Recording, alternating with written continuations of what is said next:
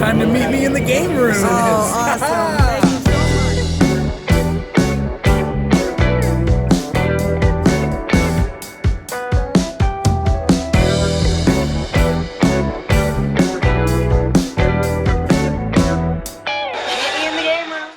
so Today on the show, we have a Digitech gnx2 guitar processor. A buddy of mine brought this over and said that it stopped working on him, that it was working and it would kind of work and then it would fizzle out and wouldn't turn back on, and then it just wouldn't turn back on altogether after a while.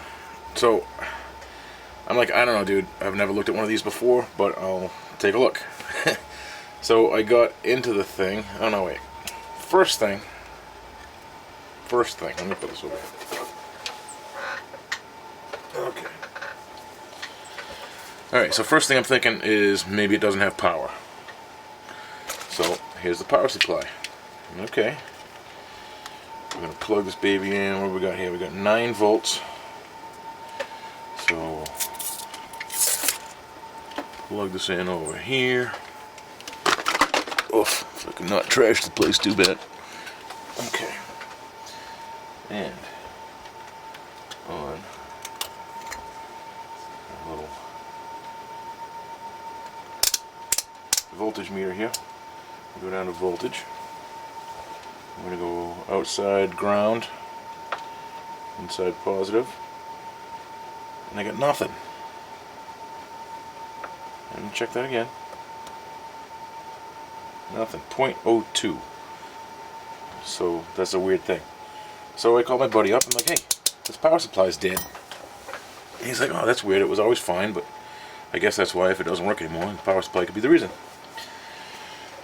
So I'm like, well, I gotta put power into this thing somehow to test it out. So I got looking a little bit closer, and something I should have done the first time I looked with my bad eyes now. I should have looked with glasses, because this thing is 9 volt AC, and I'm checking this thing DC, like everything's DC. So I'm going to put this thing back over to AC voltage. Get on the ground again. Bang, 10.9 volts AC. It's cranking. This thing's working just fine. I got power. Stupidly, don't try to fake it when your eyes start going, because you need to see. And little fine details like what it says on a power supply are a little bit important.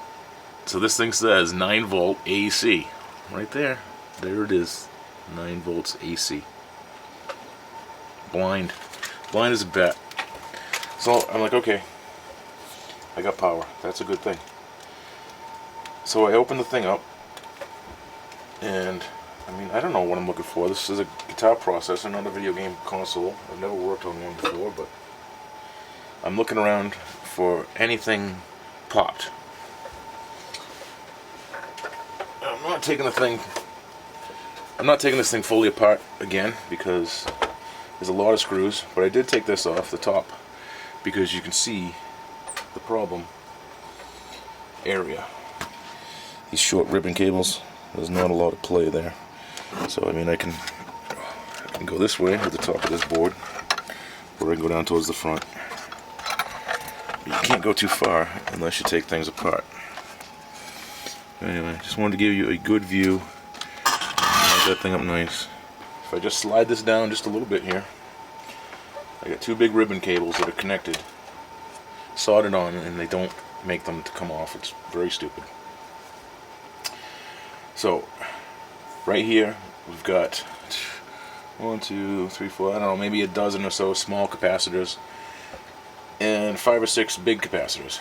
So I make everything in this thing looks beautiful. It's clean. This board, nothing's burnt. You know, I'm just looking for hot things or stuff that might have fried that is obvious from the outside, which isn't always obvious. So right here, dead center in the board, the only thing that looked like it had any issue whatsoever was this one capacitor. It's right there. That's the big capacitor. You know, I had the 2200 UF. Mine's a 50 volt. So that's not a big deal. As long as the microfarad is the same, you're doing good. Go with a higher voltage, you're doing good. And that is the fix. Now I'm looking at it in the thing while it's still mounted on the board, and I see the little bit of a bulge. It barely looks like anything.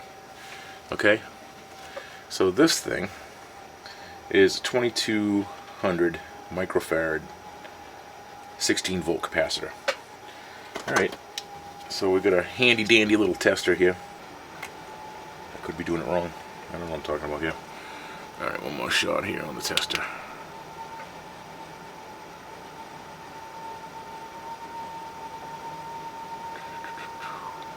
Okay, so there you go.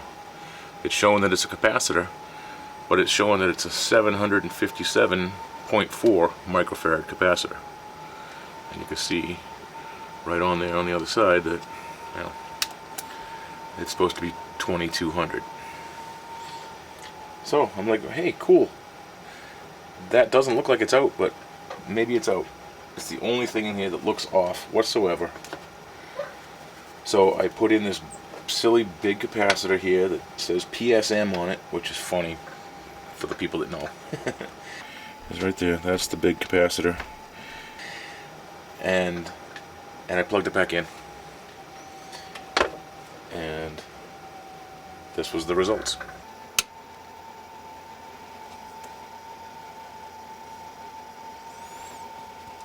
It's pretty light down here.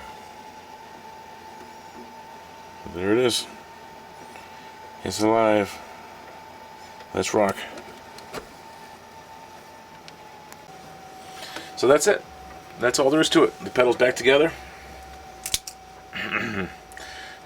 Read with these things and look at these things close up, but don't try to do anything else because you go wacky. But yeah, I just wanted to show you guys that's a real easy fix. The Digitech gnx2 is a nice machine. This thing's solid. It's built like a rock. But one little capacitor will shut it right down. And that was a simple fix. It was longer to unscrew the thing and get inside of this thing than it was to change out that one capacitor. So anyway, that's all there is for the fix today. This thing's pretty good. We're going to go and rock and roll. So I want to thank everybody for watching this video, and thank everybody for subscribing to the channel.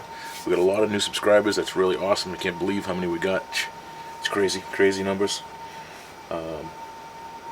But thank you everybody. Thanks for watching. Thanks for sticking with me.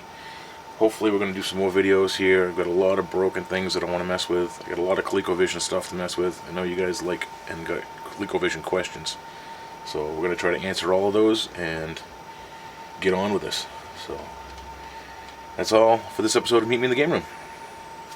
Game on, peeps. So here's something even funnier.